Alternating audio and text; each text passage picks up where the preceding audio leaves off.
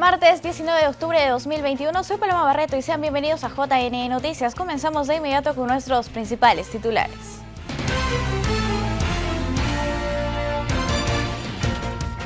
Comité de fact-checking del JNE nos muestra cómo detectar noticias electorales falsas.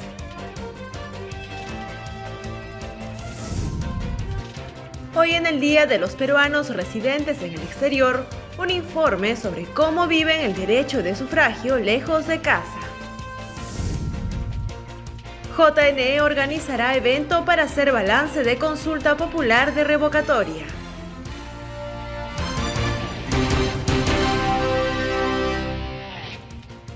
Amigos, en el marco de las elecciones regionales y municipales del próximo año, el registro de organizaciones políticas de JNE precisa algunos requisitos fundamentales para la inscripción de organizaciones políticas con alcance regional. Veamos.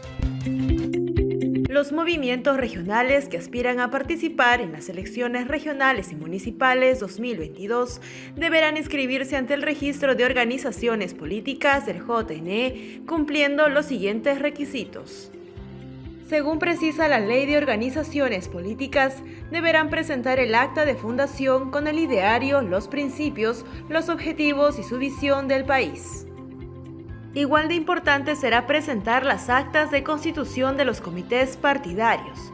También se considera un requisito fundamental la relación de afiliados no menor al 1% del padrón aprobado para el último proceso electoral. Entre otros requisitos contemplados en la ley está el contar con el estatuto del movimiento regional y reglamento electoral. Además, la designación de los representantes y personeros legales y técnicos titulares y alternos. Por último, recuerda el JNE, las organizaciones políticas de alcance regional deben designar un tesorero titular y suplente. Cabe mencionar que el plazo para que una organización política haya logrado su inscripción ante el ROP con el fin de participar en las elecciones regionales y municipales vence el 5 de enero del próximo año. Amigos, todos debemos contribuir al fortalecimiento de una democracia saludable y parte de ello es no difundir noticias falsas. Les compartimos el último video del Comité Técnico de Fact-Checking del Jurado Nacional de Elecciones sobre el tema. Veamos.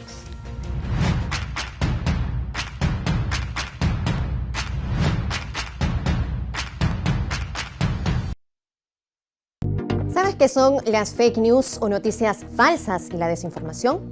Todos los que usamos una cuenta de Facebook, Twitter, Instagram o cualquier red social hemos sido testigos de la difusión de información que no se ajusta a la verdad. Algunas veces vemos que los usuarios de las redes sociales comparten la información de otros usuarios sin mayor reparo o conocimiento. Sin embargo, hay quienes lo hacen de forma cómplice y deliberada. Según un informe de Ipsos del año 2020, en el Perú existen 13 millones de usuarios de las redes sociales entre 18 y 70 años. De ellos, el 94% usa Facebook, 86% WhatsApp, 62% YouTube, 60% Instagram y 20% Twitter. Lo que debería ser motivo de satisfacción ante un notable acceso de un gran número de peruanos a los medios digitales, en contravía, lamentablemente, las noticias falsas abundan en las redes sociales y muchos de los que transitan en ellas solo se informan a través de este medio. Las elecciones generales del 2021 en el Perú han sido un claro ejemplo de procesos electorales afectados por el fenómeno de las noticias falsas y la desinformación. Este fenómeno no es propio del Perú. Casos similares se han presentado en otros países que también atraviesan por procesos electorales y se ha podido detectar que algunas de estas noticias falsas también fueron replicadas por algunos usuarios en nuestro país con el objetivo de desinformar y agitar los ánimos. ¿Cuánto daño puede causar las noticias falsas y la desinformación? La difusión de fake news, noticias falsas y desinformación no es un acto trivial ni una forma inofensiva de entretenimiento. Las noticias falsas alimentan miedos, son una amenaza creciente para la realización de elecciones democráticas y su difusión deliberada puede alterar el ánimo de la opinión pública. ¿Y qué puedo hacer para saber si una noticia es falsa? Si tengo dudas de la veracidad de una información, el primer paso es verificar la fuente. ¿Es fiable o no? Es recomendable consultar la información en los medios reconocidos. Y por último, date un tiempo extra y recurre a los verificadores de noticias. En el Perú hay periodistas independientes que realizan esta labor. No contribuyas con el virus de la desinformación. Si compruebas que una información que ya compartiste en tus redes sociales es falsa, errónea o engañosa, bórrala.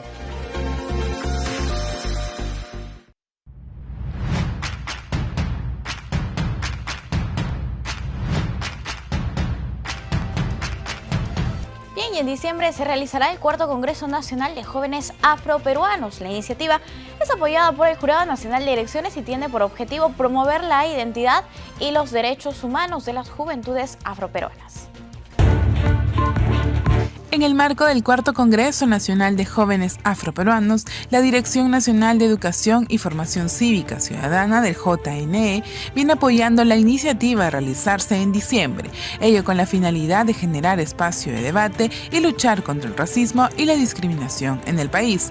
Cabe destacar que el Congreso es coorganizado por Ashanti Perú, Red Peruana de Jóvenes Afrodescendientes y la Asociación Negra de Defensa y Promoción de los Derechos Humanos. La Secretaría Nacional de la Juventud, SENAJU, también participa en la Municipalidad de Lima y el Jurado Nacional de Elecciones. El evento, como todos los años, es dirigido a jóvenes entre 18 y 35 años pertenecientes a alguna comunidad afroperuana de los siguientes departamentos: Tumbes, Piura, Lambayeque, La Libertad, Lima, Callao, Ica, Arequipa y Tacna. Los días a realizarse serán el viernes 10, sábado 11 y domingo 12 de diciembre. Con este tipo de eventos se busca promover la identidad, el liderazgo y los derechos humanos de las juventudes afroperuanas.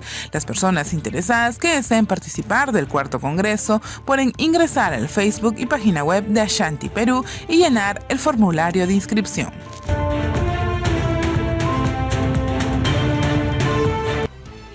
El Jurado Nacional de Elecciones, a través de la Escuela Electoral y de Gobernabilidad, abrió inscripciones para participar de la conferencia virtual Balance de los resultados de la consulta popular de revocatoria de autoridades municipales programada para este viernes 22.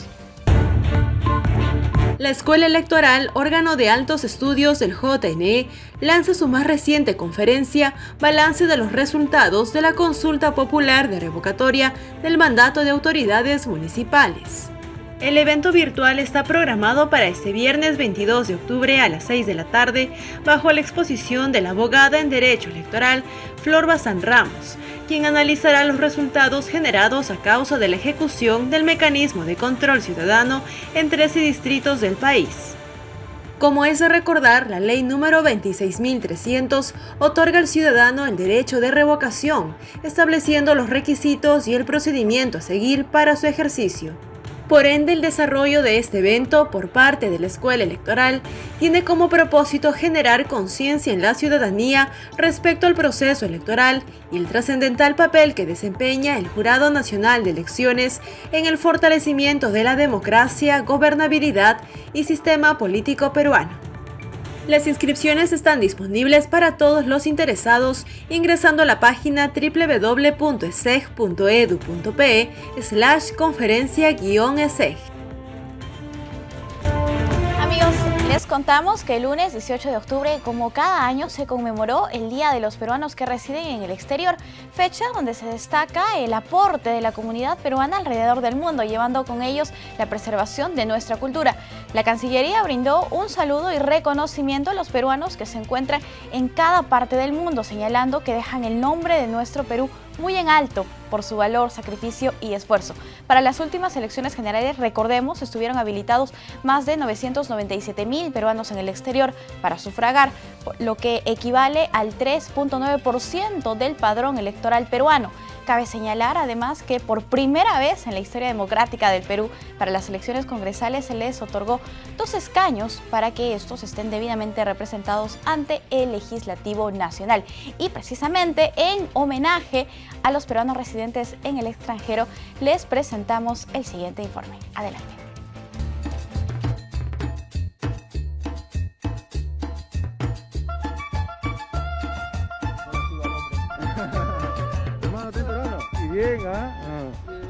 Para quien vive en el extranjero, ir a votar no solo es una obligación y un derecho, es un momento para reencontrarse con quienes comparten una misma historia, una misma raíz y el anhelo de que todo vaya mejor en casa.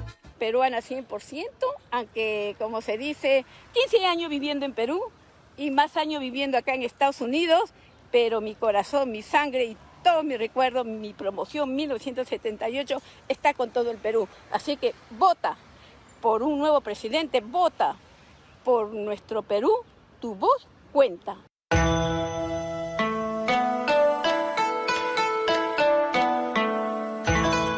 En el lejano Japón, más de 60.000 peruanos residen en sus modernas ciudades.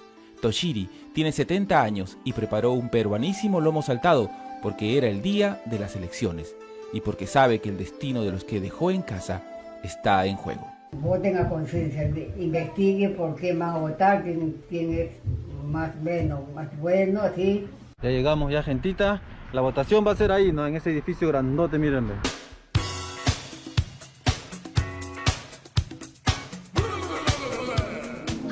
Están los números de mesa, que es prohibido el uso de celulares, cámaras fotográficas y video en la cámara secreta. Está, alcohol, mascarillas, distanciamiento 1.5 metros. Está la relación de votantes. 08-23-12. Ahí vemos que los miembros, ¿no?, de los delegados están bien protegidos. Tenemos que continuar confiando. Sí. La fe, la esperanza es lo último que se puede perder. Ahí está. ¿De qué parte del Perú son, disculpen? Estoy de Puerto Maldonado. Puerto Maldonado. Ahí está la gente votando. Vayan a cumplir con su deber patriota.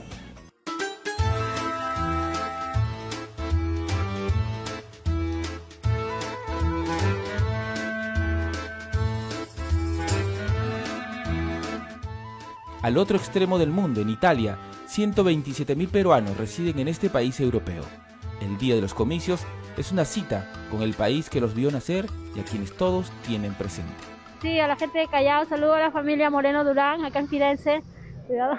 Gracias. Un caluroso saludo a todos mis paisanos de Huancayo. Espero que esta vez, muchachos, elijamos bien, ¿no? Y no hay lugar donde haya peruanos y no aparezca un ambulante. Como Rosa, que aprovechó los comicios en Florencia para vender sus tamales chinchanos. A ver, diga, ¿dónde la encontramos, señora? En la Cachina. En la Cachina los martes. ¿A qué hora? ¿A partir de? De la mañanita, de las 8 hasta el mediodía. ¿Desde las 8 de la mañana hasta el mediodía? Hasta el mediodía. Ahí luego con su ¿qué es? Un burrito, un tamalito, ¿qué es? Un tamalito. ¿Usted ha venido a tomar desayuno? También. Muchísimas gracias. ¿Desea mandarle un saludo al Perú o a alguien especial? Yo en particular no. ¿Usted? No sé uno. El señor es huérfano, no tiene a nadie, lamentablemente.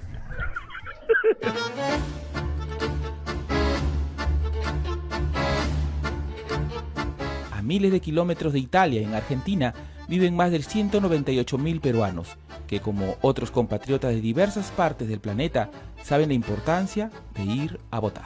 Y esta vez que me toca votar a mí, que es parte de responsabilidad de los ciudadanos votar para serle el presidente, aunque yo no esté viviendo en Perú, siempre es importante votar y siempre informarse de los partidos políticos que puede llegar a haber.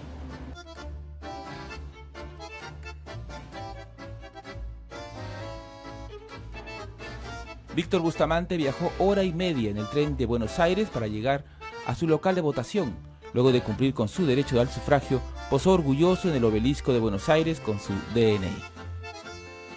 A ver, Alejandro, ya estamos temprano acá, Y es que para los que están fuera de casa, el votar es sentir que pertenecen al Perú, que su voz cuenta, que la distancia no logró romper el vínculo con su pasado.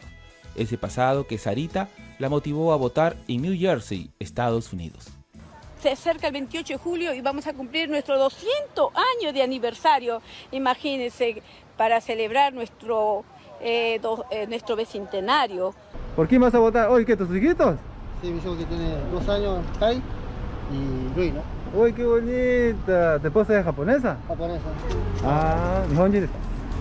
Ya pues, Richard, él está criado aquí en Japón, pero igualito viene a votar, mírenme, sigan su ejemplo.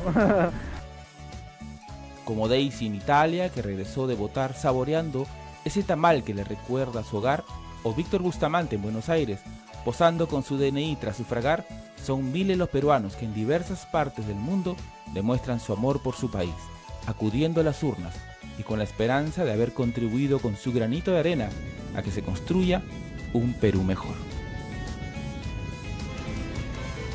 Amigos, Amigos, les contamos que en una sesión pública virtual, el Jurado Electoral Especial de Lima proclamará hoy los resultados de cómputo de las elecciones municipales complementarias del distrito yacuchano de Chipao, realizada el 10 de octubre. Asimismo, se emitirá la proclamación de resultados de 10 de los 13 distritos que participaron en la última consulta popular del proceso de revocatoria. Los distritos son Pilpinto en Cusco, Sama en Tacna, San Buenaventura en Huánuco, Tauripampa y Langa en Lima, Ñahuimpuquio en Huancavelica, Cotabambas y Justo Apuza, Huaraura en Apurímac, Cuturapi en Puno y Huayucachi en Junín.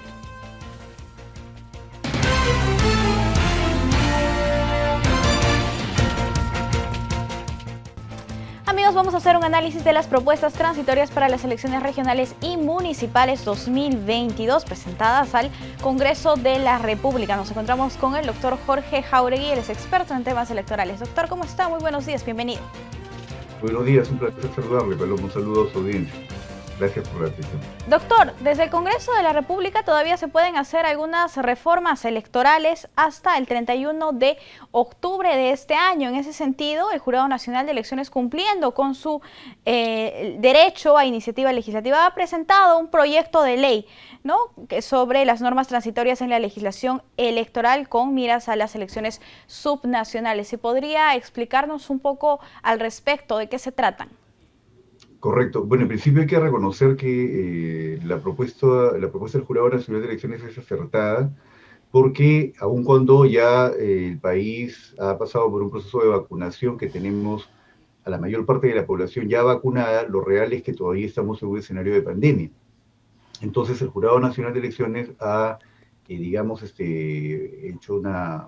presentado un proyecto de ley que ya ha tenido una discusión, entiendo, a nivel de la Comisión de Constitución, a efectos de poder establecer algunas condiciones excepcionales en cuanto a la organización del proceso electoral que permitan, por ejemplo, la extensión de la jornada electoral, que permitan de repente establecer los protocolos sanitarios durante la jornada y que garanticen que los ciudadanos electores y además quienes postulan a los cargos electivos en esas elecciones regionales y municipales pues estén protegidos respecto a la posibilidad de un contagio. Entonces yo creo que sustantivamente eso es lo que está haciendo el Jurado Nacional de Elecciones como parte del conjunto de los organismos electorales, ¿no? En gran medida estas normas que se proponen se establezcan para facilitar la gestión de la jornada electoral tienen que ver con competencias de la Oficina Nacional de Procesos Electorales. Sin embargo,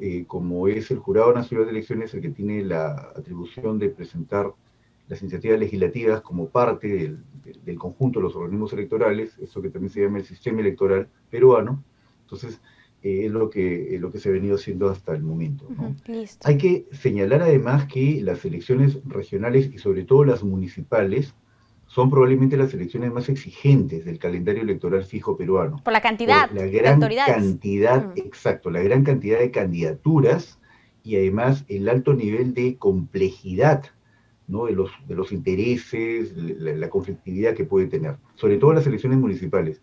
Hay que pensar que tenemos más de 1.860 elecciones municipales que son simultáneas. Cada distrito se convierte en un distrito electoral, cada distrito político se convierte en un distrito electoral en el cual se realizan elecciones municipales distritales. A esto hay que sumarle las 194 elecciones municipales provinciales, y a esto hay que sumarle además las más de cerca de 26, 27 circunscripciones electorales regionales, ¿no? Lo que hace verdaderamente una elección muy compleja, de una gran demanda de servicios por parte de los organismos electorales, sea de la OMPE para la organización del proceso electoral, como por parte del Jurado Nacional de Elecciones en el ámbito de la fiscalización electoral, que es muy importante para garantizar que todas las etapas electorales van a realizarse exactamente como lo dispone la ley electoral. Y por otro lado, en el ámbito de la justicia electoral van a haber una serie de impugnaciones, va a haber una serie de mecanismos en los cuales el Jurado Nacional de Elecciones debe garantizar, como lo ha venido haciendo durante este tiempo, la pluralidad de instancias y además la administración de justicia en el marco exacto de la Constitución, ¿no? Como lo ha venido haciendo bastante bien el Jurado Nacional de Elecciones, hay que decirlo. Bien, doctor, si podemos profundizar un poco en este proyecto de ley presentado por el máximo ente electoral. Los primeros puntos, los 4, la compensación económica de los miembros de mesa, la designación de locales de votación, la jornada que se realice entre las 7 de la mañana y las 5 de la tarde, esto que se amplíe, ¿no? Y el tema de la dispensa por omisión de sufragio y justificación por inasistencia a las mesas de votación, es algo que ya lo habíamos visto en las elecciones generales que hemos tenido este año. Sin embargo, hay otros puntos que serían novedades, por ejemplo, la información de fallecidos posterior a la fecha de aprobación del padrón electoral. ¿Qué es lo que busca el Jurado Nacional de Elecciones a partir de esta propuesta? Ese es un aspecto muy importante que sería bueno analizarlo con más amplitud. ¿Qué es lo que sucede? Las elecciones municipales son elecciones, además de, digamos, que se dan en una gran cantidad a nivel nacional, dado el gran número de municipios distritales y municipios provinciales, también hay una alta complejidad, ¿no? Porque se tienen muchas candidaturas y estos candidatos están dispersos en todo este gran universo de circunscripciones. Esto hace que eventualmente se pueda ganar elecciones municipales con pocas votaciones. Entonces, es usual que quienes pierden elecciones acudan al argumento de que existen esto que se denomina electores golondrinos. Entonces, por eso es muy importante lo que está proponiendo el Jurado Nacional de Elecciones de establecer unas pautas para el control del padrón electoral. No nos olvidemos que el Jurado Nacional de Elecciones tiene dentro de sus competencias constitucionales de fiscalización, la fiscalización de la legalidad del proceso electoral, la fiscalización de la legalidad del ejercicio de sufragio por parte de los ciudadanos electores, pero también la fiscalización del padrón electoral, que conduce a su correspondiente autorización de uso, 30 días después de que es remitido por parte del Registro Nacional de Identificación y Estado Civil. Entonces, este conjunto de mecanismos están destinados a garantizar un padrón electoral prolijo que sea expresión exacta de la configuración de los electores. Entonces, en este sentido, además el Jurado Nacional de Elecciones, por ejemplo, ha aprobado una resolución, ¿no?, para establecer como fecha límite el 11 de noviembre, como fecha en la cual el RENIEC, el Registro Nacional de Identificación y Estado Civil, debe remitirle al Jurado Nacional de Elecciones el padrón electoral, o en este caso, la lista padrón inicial, en realidad, para que el jurado cumpla dentro de los próximos 30 días con fiscalizar esta lista padrón inicial y autorizar su uso, de tal manera que quede ya configurado el padrón electoral en sentido estricto. Como parte de estas medidas, también está esta disposición para poder informar a la ciudadanía, los ciudadanos que van, digamos, que son las bajas al padrón electoral, los ciudadanos fallecidos, de tal manera de contribuir a generar un clima de absoluta confianza ciudadana y que no exista ningún argumento para que algún actor electoral pueda solicitar alguna nulidad de elecciones, ¿no?, parcial, en función a cuestionamientos al padrón electoral, que en muchos casos son tirados de los pelos, porque hay que reconocer que el Jurado Nacional de Elecciones tiene unos procedimientos bastante precisos, ¿no?, estadísticos y además en campo, de tal manera que le pueden garantizar al país la absoluta transparencia y objetividad de la configuración del padrón electoral, ¿no? Como ha ocurrido en el último proceso, sin embargo, lamentablemente, noticias falsas, desinformación proveniente de medios de comunicación a través de las redes sociales han generado ese clima que, bueno, lamentablemente no ha contribuido mucho a la democracia. Por otro lado, hay un punto, el último, el organismo electoral considera necesario ampliar el ámbito de verificación y control externos de la OMPE de la actividad económico-financiera de las organizaciones políticas en las elecciones primarias. ¿Qué significa? Esto es muy importante porque debiera, digamos, darse la posibilidad que OMPE haga una labor en campo, in situ, durante la jornada electoral, y no solamente lo que ha venido haciendo hasta ahora, una auditoría de documentos. Esto porque hemos visto que durante los últimos procesos electorales, y particularmente el último proceso electoral de las elecciones generales del 2021, hubo un flujo de desinformación a través de las redes sociales que incluso llamó la atención de las misiones de observación electoral, y particularmente una que me parece ha sido la que ha tenido el trabajo más amplio, ¿no?, que es la misión de expertos electorales de la Unión Europea, que en su informe final destacó la existencia de una gran cantidad de desinformación. El punto es que esa desinformación y toda esa cantidad de videos que fueron producidos, ¿no?, han tenido un costo, una estimación. Por eso es importante que oportunamente la OMPE conozca esta información, de dónde, cuál es toda la cantidad de flujos de... Esto, sin duda, sin lugar a dudas, es una forma de propaganda electoral negativa, ¿no?, que se hacía contra una candidatura. Entonces, todo esto, la OMPE, si no hace una verificación en campo, como lo está proponiendo el proyecto que ha presentado el Jurado Nacional de Elecciones, probablemente sea demasiado tarde esperar solamente a una revisión a nivel de una auditoría posterior de documentos. Es importante que OMPE en campo verifique, ¿no? Y ciertamente, de alguna manera, si el Jurado Nacional de Elecciones, a través del personal de fiscalización electoral, no nos olvidemos que aquí hay una cosa interesante en el diseño institucional: quien tiene la competencia de fiscalización de la legalidad del proceso electoral de modo general es el Jurado Nacional de Elecciones, de modo tal que se advierte a través de los fiscalizadores que tienen un gran despliegue en el territorio nacional alguna información relevante, pues la puede poner en conocimiento de la OMPE para que incorpore esa información también a, digamos, en el ámbito de sus competencias ya propiamente de supervisión de los fondos partidarios, ¿no? Cómo se usan los fondos de campaña y tal. Claro. Entonces, toda esta información creo que es muy importante que se tenga en tiempo real, ¿no? Que se pueda detectar cómo se desarrollan las campañas. Lo que ha sucedido en las últimas elecciones generales ha sido bastante grave, un flujo de desinformación que hasta ahora no se sabe de dónde vino el financiamiento. Sí, pues. Pero que ha tenido financiamiento porque ha sido unas cantidades de WhatsApps, ¿no?, que han fluido de forma absolutamente opaca, pero que han tenido un impacto, un gran impacto. No se tiene idea de quiénes han hecho esta campaña, de dónde salieron los fondos, pero que estos hechos han conspirado intensamente contra el régimen democrático, contra la confianza y la paz social que debe haber en un proceso electoral, ¿no? La confianza de los ciudadanos, los organismos públicos, es un hecho objetivo. Sí. Entonces tiene que haber un control, ¿no? Esto además es algo complicado porque no solamente ha afectado a la democracia peruana. En democracias muy consolidadas como las europeas o la estadounidense, también se ha visto situaciones en las cuales ha habido gran cantidad de desinformación y evidentemente esto no es gratis. Ahí tiene que explicarse cómo es que se ha financiado esto, qué personas son las que han organizado estas campañas de desinformación que han generado pues unas condiciones muy negativas para la democracia, incluso postelectoral, ¿no? Listo, efectivamente. Doctor, estas son propuestas que ha planteado el Jurado Nacional de Elecciones. Ahora, por así decirlo, la pelota está en la cancha del Legislativo. Estas tienen que ser aprobadas hasta antes del 31 de este mes. Es preciso señalar eso. Doctor, nosotros estamos muy agradecidos con usted por acompañarnos aquí en JN Noticias.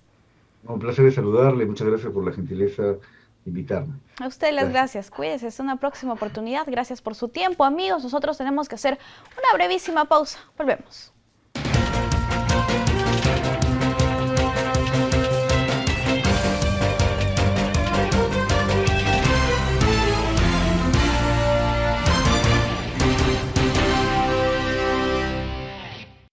Amigos, la OMPE estableció la relación definitiva de los partidos políticos con derecho al espacio no electoral que rige hasta las próximas elecciones generales. Según la norma publicada en el diario oficial El Peruano, este beneficio alcanza a aquellas agrupaciones políticas que obtuvieron representación en el Congreso de la República. Se trata de los partidos Perú Libre, Fuerza Popular, Renovación Popular, Acción Popular, Alianza para el Progreso, Avanza País, Juntos por el Perú, Somos Perú, Podemos Perú y el Partido Morado, como estamos viendo en este momento en pantalla esta norma publicada el día de hoy.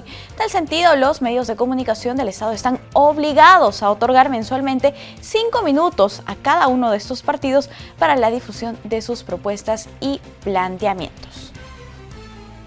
Y los colegas de OCIPTEL nos reportan a continuación su microinformativo con las noticias más importantes del sector de telecomunicaciones en el país.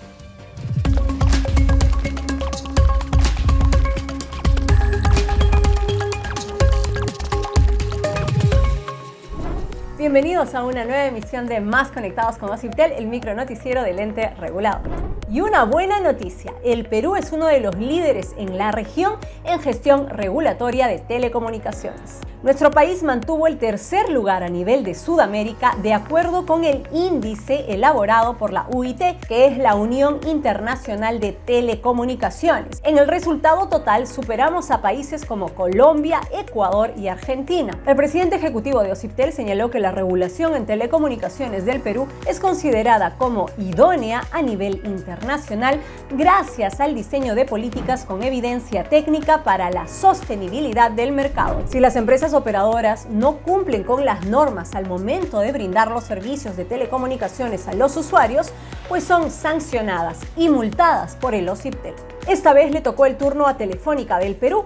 El regulador declaró infundado el recurso de apelación de la operadora y confirmó las multas impuestas en primera instancia por más de 1,6 millones de soles. ¿Qué hizo Telefónica del Perú? Pues superó el tiempo límite de 8% sin disponibilidad del servicio telefónico en un periodo consecutivo o alternado durante un año calendario en más de 200 centros poblados rurales. Además, remitió información incompleta de 63 teléfonos de uso público y de un centro poblado. Esta conducta es considerada como infracción grave. Este sábado pasado, el 16 de octubre, se conmemoró el Día Nacional de la Persona con Discapacidad. Entonces es bueno recordar que dentro del OCIPTEL se está desarrollando una jornada nacional de orientación justamente para las personas con discapacidad. Si estás en alguna de estas regiones, ingresa a la página web del OCIPTEL para que veas la programación en tu región de esta jornada nacional, donde los colaboradores del OCIPTEL estarán orientándote sobre todos los derechos que tienes como usuario de telecomunicaciones. Ya lo sabes, esta jornada se está realizando desde el lunes 11 de octubre hasta el viernes 22. Bueno amigos, esto ha sido todo por esta semana. Ya lo saben, nos pueden encontrar en nuestras redes sociales oficiales. Un usuario chancón es un usuario con poder. Nos vemos. Veamos ahora el espacio de salud con las actividades y servicios de esta institución. Esta semana en eSalud. Medicinas, dispositivos médicos e insumos de laboratorio vencidos por un valor superior a los 19 millones de soles, detectó la actual administración de eSalud. Dichas compras fueron realizadas por gestiones anteriores que administraron la institución desde el año 2011. En el marco de la Semana Nacional de Lucha contra el Cáncer, el Seguro Social de Salud inició una campaña de inmunización para vacunar a niñas de 9 a 13 años contra el virus del papiloma humano, que se convierte en factor de riesgo del cáncer de cuello uterino, una de las principales causas de muerte en la población femenina. La inversión en infraestructura, equipamiento y fortalecimiento de los servicios de salud en los diversos hospitales del país pasará de 389 a casi 800 millones de soles. En noviembre, el Seguro Social pondrá en funcionamiento 6 hospitales modulares que permitirán brindar 500.000 atenciones médicas adicionales al año. El Seguro Social de Salud aplicó la tercera dosis de refuerzo contra el nuevo coronavirus a un total de 17.680 trabajadores de la salud de la primera línea en Lima y Callao, que se encuentran laborando de manera presencial en las áreas COVID-19, así como los servicios de hospitalización, emergencia, consultorios y unidad de cuidados intensivos, entre otros. Los corazones de 3 niños trujillanos laten hoy más fuerte. El Seguro Social de Salud eSalud, a través de la misión INCOR, llegó a la ciudad de la eterna primavera y realizó las exitosas operaciones a corazón abierto a pacientes pediátricos. Luego de 8 horas de operación, los siameses Nathan y Dylan fueron separados tras una compleja intervención quirúrgica realizada por un equipo multidisciplinario conformado por 25 profesionales, entre ellos especialistas de eSalud Arequipa, logrando esta hazaña médica realizada por primera vez en la Ciudad Blanca. Y seguimos trabajando para brindarte la atención que mereces. Amigos, granos andinos ricos en aminoácidos y omega 3 son preparados en snack por científicos peruanos para los niños de edad escolar y así reducir los índices de anemia. El informe nos llega gracias a los amigos de Concitec. Según cifras del INEI, en el 2019, la desnutrición crónica infantil en niños menores de 5 años fue de 12,2 puntos porcentuales, ocupando el cuarto lugar a nivel sudamericano, según la FAO. Ante ello, un grupo de investigadores de la Universidad Nacional Agraria de La Molina viene desarrollando productos extruidos tipo POP, utilizando cereales y granos andinos, así como concentrado de proteína de pota. Hemos buscado formular productos que sean funcionales, utilizando cereales y granos andinos, complementados con proteínas de pota. Lógicamente, el mercado, que es el objetivo del producto, son los niños en edad escolar y preescolar. Este calamar gigante, conocido también como pota, es la segunda pesquería más importante de nuestro país. Su importancia nutricional se basa en su alto nivel de aminoácidos y los ácidos grasos, por lo que ha sido considerado como una fuente de proteína animal para consumo masivo. Es así como elaboraron este cereal que complementa la lonchera de los niños que están en edad preescolar y escolar. El producto final está listo para consumir. Algunos lo consumen acompañado de yogur, pero el ánimo es que se consuma de forma directa. En una sustitución, si estuviéramos en la sierra, a la canchita salada que llevan los escolares cuando se van al colegio. Tiene un nivel de proteína mayor, estamos llegando al 13.8%. Y hemos demostrado en los trabajos que hemos hecho una aceptabilidad de más del 95% en los niños en esa edad que les indico. Ahora mismo vienen trabajando en una producción de mayor escala de lo que se tiene en el laboratorio, cumpliendo todas las condiciones y exigencias nutricionales, pero que por temas de pandemia no han podido realizar la distribución en colegios, siendo ahora los comedores populares los beneficiados. La idea es crecer y llevarlo a un nivel comercial. Compartimos el trabajo de producción del concentrado entre la empresa Inversiones Perú Pacífico y la Facultad de Pesquería. El producto se obtiene como un polvo fino de color blanco, características sensoriales muy débiles en cuanto a los olor y sabor, y lo usamos para mezclar con harina de cereales. Estas mezclas son formuladas para cumplir los requerimientos de aminoácidos de estos niños y lógicamente tiene que ser agradable y de buena aceptabilidad. El pan está en un promedio de 25 a 30 gramos. Es casi el peso en equivalencia para que el niño lo pueda comer sin ningún problema. Este proyecto, que es financiado por el CONCITEC con apoyo del Banco Mundial, está dedicado a desarrollar productos funcionales considerando los recursos propios del país, reduciendo así el porcentaje de desnutrición infantil. Todo ello dentro de un contexto de desarrollo sostenible. Desde la Universidad Nacional Agraria La Molina, juntos estamos transformando el Perú. Y ahora tenemos las 5 noticias oficiales más importantes del día, elaboradas por la Agencia de Noticias Andina.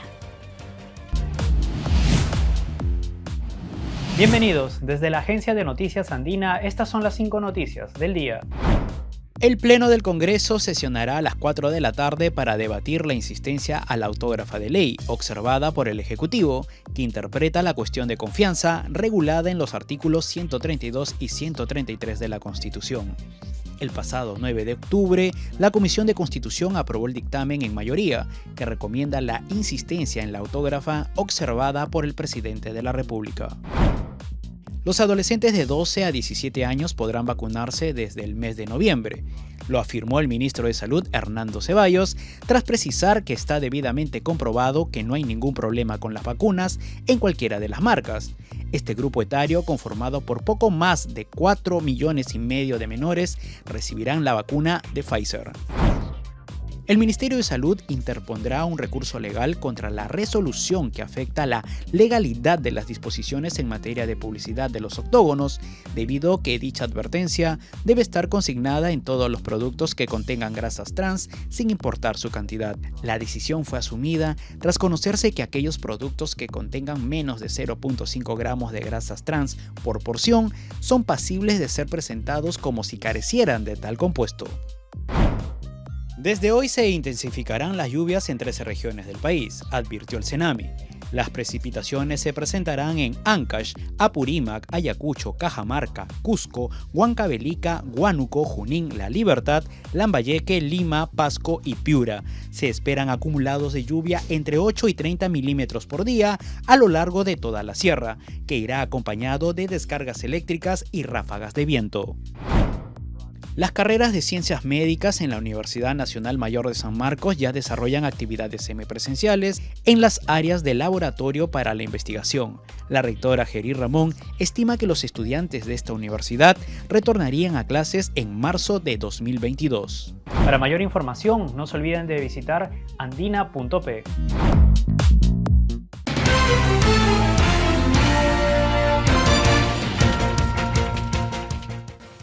Amigos, tenemos una entrevista con el doctor Luciano López, él es abogado constitucionalista. Hablaremos sobre el nuevo reglamento para la selección de los nuevos magistrados del Tribunal Constitucional. Doctor, ¿cómo está? Muy buenos días.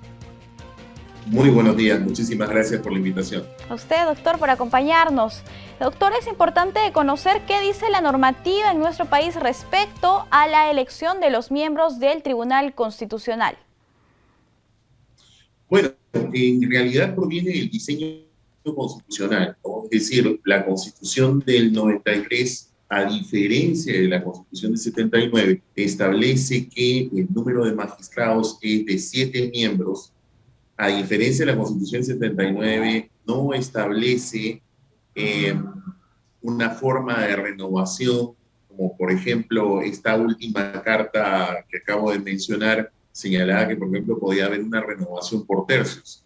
Nada de eso establece la Constitución que hoy nos rige. Redujo también el número de magistrados, antes eran 9, ahora son 7, y todas las llaves de la renovación de miembros del Tribunal Constitucional están en manos del Parlamento, cosa que a comparación de la Constitución del 79, por ejemplo, no era así. Con la Constitución del 79, un tercio elegía el Parlamento, un tercio el Ejecutivo, un tercio la Corte Suprema de Justicia. Hago la comparación para hablar del modelo que hoy nos rige, porque, por ejemplo, hoy tenemos una situación repetida en la historia de la Constitución de 1993, que tenemos prácticamente el 100% de sillas por renovar en el Tribunal Constitucional, ¿no? O sea, las 7 sillas están disponibles. Y tenemos el mismo problema que hemos venido atravesando durante todo este tiempo de vigencia de la Constitución del 93, la manera de elegirlos, porque creo que es importante diferenciar lo que es el proceso de selección de lo que es el proceso de elección de magistrados. Ambas cosas están en manos del Parlamento. Por eso es de que hemos tenido frecuentemente pues, episodios bastante accidentados en la manera de poder elegir jueces del Tribunal Constitucional, y por lo que veo del actual reglamento, seguro vamos a conversar con usted sobre ello, me parece que otra vez vamos a tener problemas, porque el reglamento prácticamente no ha cambiado, tiene la misma falencia que el reglamento anterior. Bien, vamos a revisar en todo caso qué es lo que dice este reglamento, doctor. Respecto primero a los requisitos para ser miembro del Tribunal Constitucional, ¿cuáles serían estos?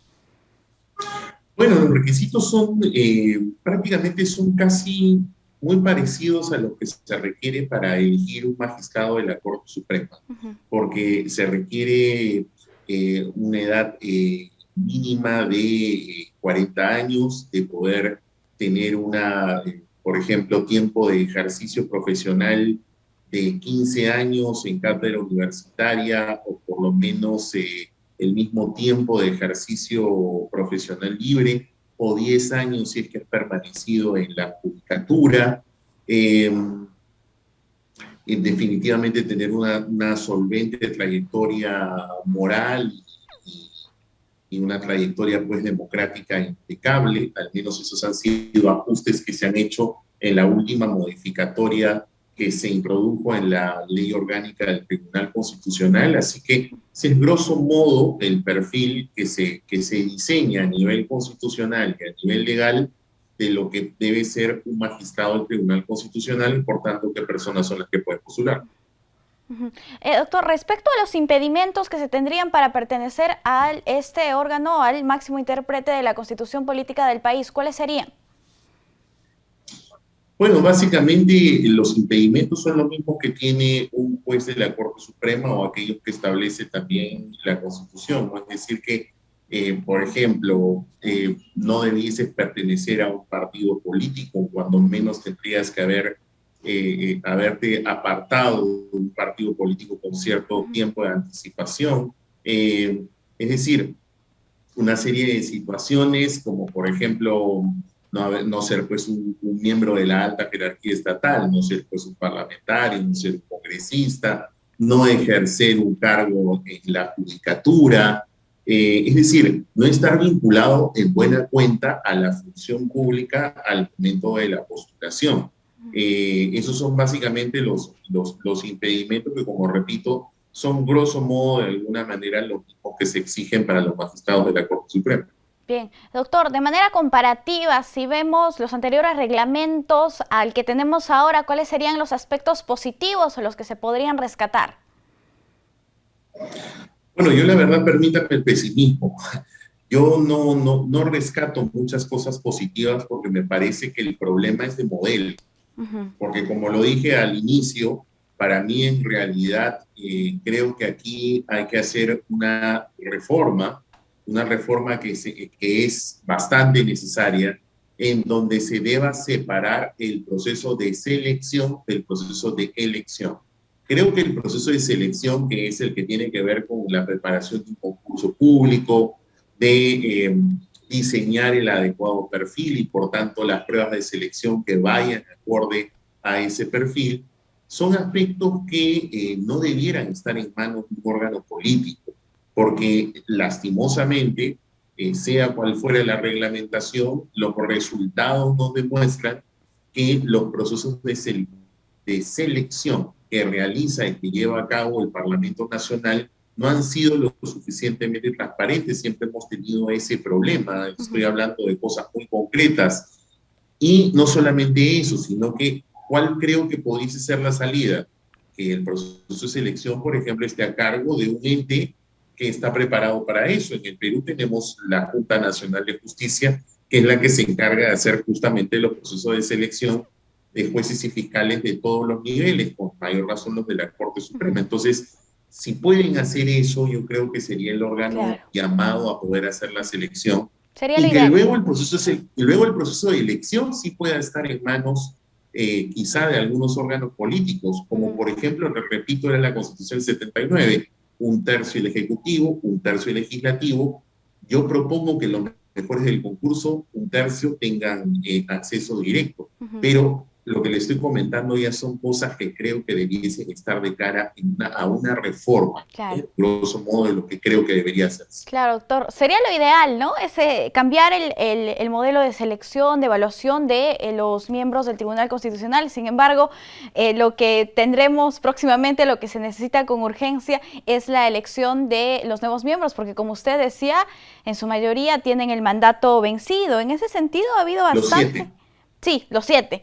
En ese sentido, se han generado bastantes críticas respecto al porcentaje que tendría la entrevista. Sin embargo, se ha reducido un 10%, al 40%. ¿Qué es lo que opina usted al respecto? Que todavía se mantiene, por ejemplo, el famoso puntaje para la evaluación de la idoneidad y solvencia moral, que es un requisito que se establece en el reglamento. El anterior reglamento tenía el mismo problema. El anterior reglamento, por ejemplo, tenía una puntuación de 1 a 12. Ahora tiene una puntuación de 1 a 15. Pero la pregunta, según los estándares internacionales que se manejan sobre el particular, es: ¿uno es apto o no es apto desde el punto de vista moral? No es que una persona tenga o merezca 5 puntos de idoneidad moral y entonces es poco moral, y entonces hay otra persona que dice tiene 10 o 15 puntos, una gran solvencia. No, eso no se maneja así.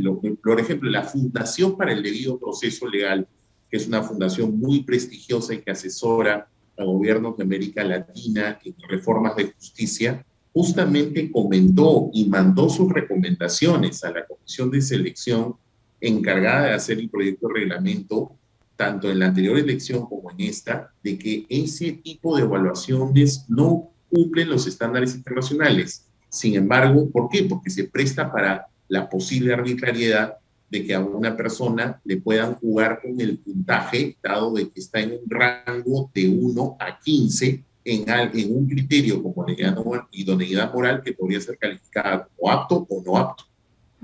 Bien, bastante subjetivo entonces ese tema de la solvencia Totalmente. y idoneidad. Bien, respecto a la expectativa de la votación que se tendría ahora, ¿se podrá llegar a un consenso finalmente? ¿Cómo lo ve usted?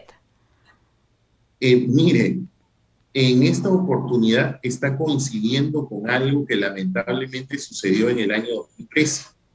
En el año 2013 salieron lamentablemente unos audios que fueron bautizados por la prensa como la repartija. ¿Por qué? Porque salió que hubo congresistas de diferentes bancadas que en una concertación se repartieron las sillas del BCR, de la Defensoría del Pueblo y del Tribunal Constitucional. ¿Qué tiene que ver esto que le estoy comentando como ahora? Pues que ese escenario prácticamente está coincidiendo. Si usted se da cuenta, ahorita el Parlamento tiene que elegir a sus representantes para el BCR. el mandato del defensor del pueblo ya venció en el mes de septiembre, así que entonces en teoría está vacante, o tendría que hacerse proceso de selección para elegir defensor del pueblo. Y los 7 magistrados del Tribunal Constitucional tienen ya sus sillas vacantes también para el proceso de selección.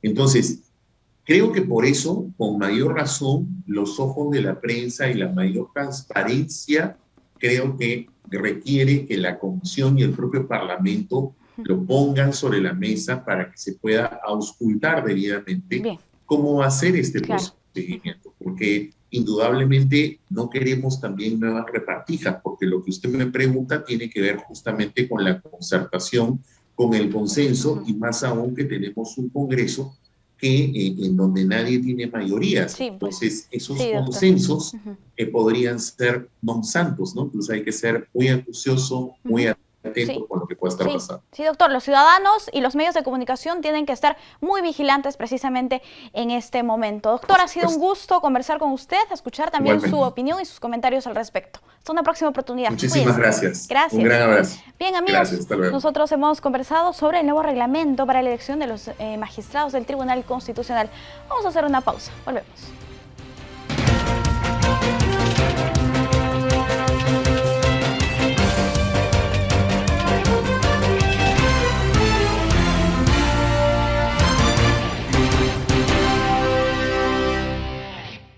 Estamos de vuelta y tenemos información de coyuntura. La defensa del expresidente Alejandro Toledo aseguró que su encarcelamiento provisional sería extremadamente perjudicial para su salud.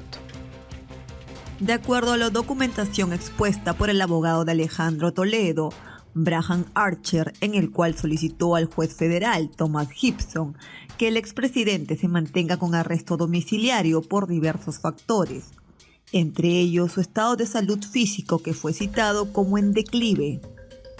Acorde a su terapeuta, señala el abogado, el regreso a prisión preventiva sería extremadamente perjudicial y crearía un mayor riesgo de que su salud mental se deteriorara. En ese sentido, se precisó también que la esposa de Toledo, Eliam Carr, padece de artrosis degenerativa de cadera, por lo que necesitará pronto una operación. La estrategia de la defensa del acusado expresidente apunta también a los casos de COVID-19 en los centros de detención de Estados Unidos. Aseveró que en la cárcel de Santa Rita solo el 25% de los reclusos y el 53,6% del personal están totalmente vacunados.